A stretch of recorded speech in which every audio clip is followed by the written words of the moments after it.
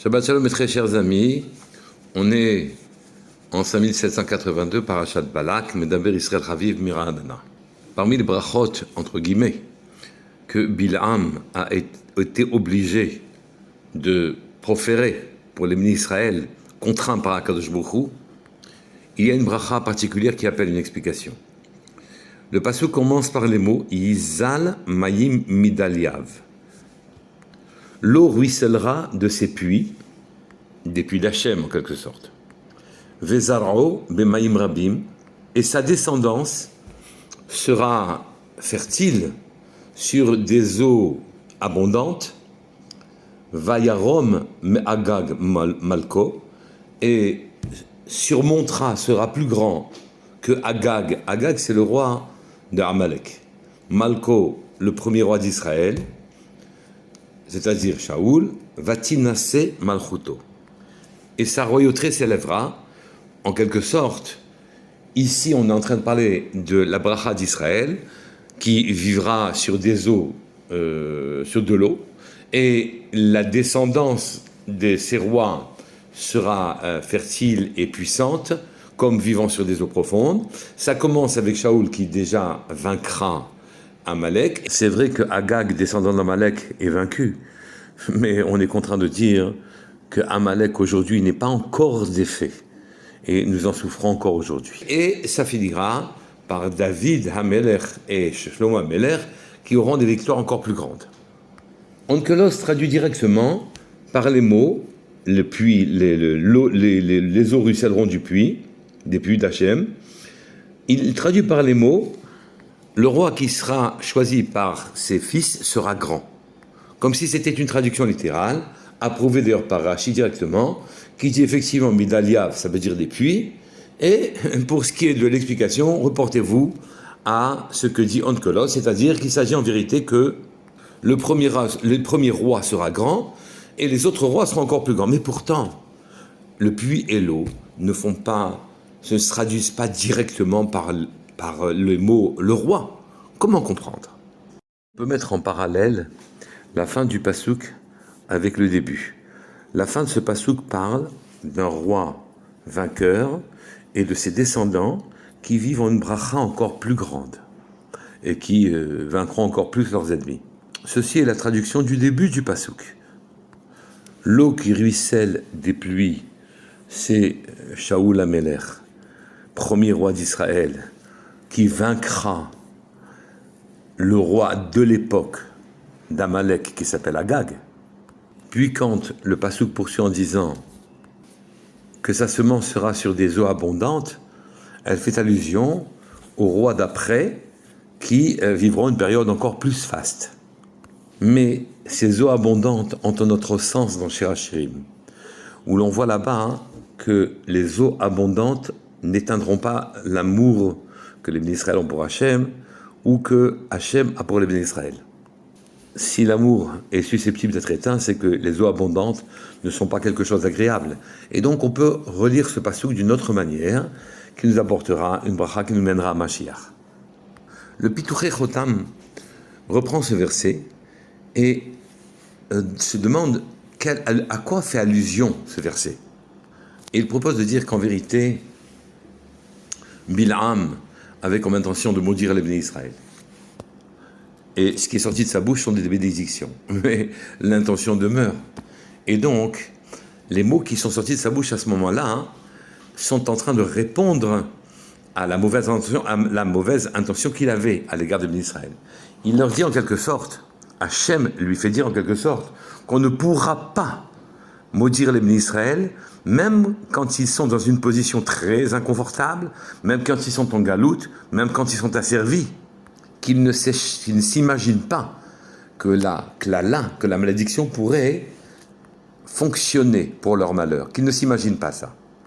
Pour la seule raison que même les personnes les plus éloignées, même les personnes dans une époque où il nous est même quasiment interdit de se rapprocher de notre Créateur, même les personnes les plus éloignées dans les moments difficiles conservent leur lien avec Akadosh Baruch Hu. On peut le lire dans le pasuk et ceci vous nous amène à une conclusion intéressante. quand il dit que la descendance des rois sera des Maïm Rabim. Maïm Rabim, dans Shirat Shirim, nous rappelle des moments terribles. Maïm Rabim, lo yuchlu lechabot et ahava. Maïm Rabim, c'est les moments terribles d'asservissement. Les moments où les goyim nous noient sous leur décret. 7 rois précéderont en quelque sorte Mashiach. On veut dire que finalement, sous 7 rois, 7 empires capteront toute la vitalité de la terre. Soit par l'institution d'un système social duquel on ne peut pas s'échapper, dont on est prisonnier, avec en quelque sorte des ambitions et aspirations dictées par un rêve social auquel on est obligé d'adhérer, faute de quoi on est rejeté comme un renégat. Ce sont ces fameux Maïm Rabim, ces eaux abondantes. Nous sommes noyés en quelque sorte sous des torrents qui nous emportent, une culture qui nous noie, et nous sommes obligés d'aller dans ce chemin. Malgré tout, le juif sent en lui un besoin de faire autrement. Ça pourrait être même autre chose, une grande oppression dans laquelle des eaux terribles, torrentielles, nous emportent, et malgré tout, malgré la pression ou l'oppression, dans tous ces cas-là, le juif le plus simple trouve encore sa racine juive. Quand on veut faire sortir de l'âme juive sa racine qui le lie dans les cieux à Kadosh Baruch Hu, même les âmes les plus simples, à ce moment-là, ressentent un manque et un besoin et se retournent vers leur Créateur. Il y a 7 malachim kadmaim, des rois qui, par leur charisme, finalement, trustent, réunissent, gardent, amènent à eux toute la vitalité du monde. Il y en aura 7. Agag, le chiffre aussi c'est 7, dit le Pitrou Chotam. Ces 7 rois gouvernent le monde sans qu'on puisse voir la lumière d'Hachem.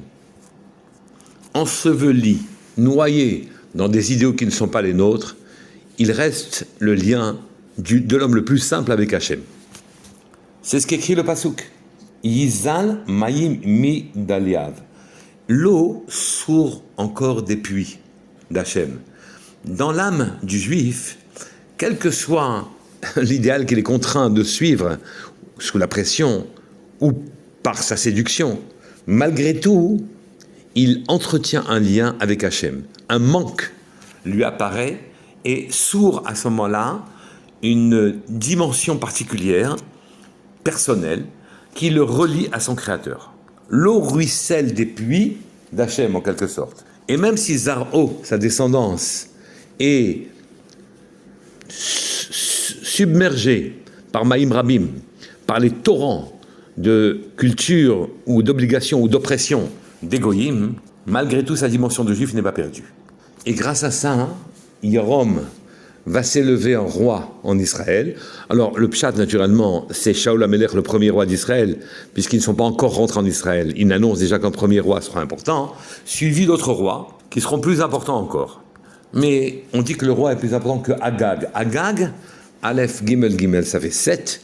Ce Agag est en quelque sorte celui qui contient les 7 empires qui voudront submerger l'amour qu'Israël a à l'égard de son Créateur et l'amour que son Créateur a à l'égard d'Israël. Mais ce qui va se passer à ce moment-là, c'est que puisque sous les torrents de haine ou bien sous les séductions fallacieuses, l'âme juive reste l'âme juive, la vitalité, le lien avec le Créateur demeure, à ce moment-là, même noyé dans les profondeurs parmi les la puissance des goyim, alors à ce moment-là, nous allons capter, à ce moment-là, la vitalité que ces rois ont voulu conserver, capter pour eux. Leur pouvoir, on va s'en approprier par le seul fait que l'on garde un lien avec Hachem que ces peuples-là voulaient que nous coupions. Le seul fait que l'on garde son lien avec Hachem à ce moment-là fait que leur force et leur vitalité va à ce moment-là être puisée et nous revenir. C'est ces étincelles divines de vitalité qui sont captés par ces rois qui ne font pas régner Hachem, ces vitalités perdues dans des structures superficielles, dans les clipotes du monde, qui dirigent le monde. Si elles ne nous noient pas, alors à ce moment-là, nous les récupérons. Et les conséquences qui sont suivies, c'est que les rois d'Israël vont émerger après cette épreuve en toute puissance pour arriver après le 7e roi à Melech HaMashiach, Bimhera Biyamenu, qu'Akadosh Baruch Hu nous permette de surmonter nos épreuves et la séduction ou bien l'oppression des peuples qui nous entourent, de telle sorte que l'on récupère les vitalités perdues par Hachem et qui se trouvent chez ces gens-là pour développer des cultures qui ne sont pas les nôtres et nous amène désormais rapidement à Mashiach. Shabbat Shalom.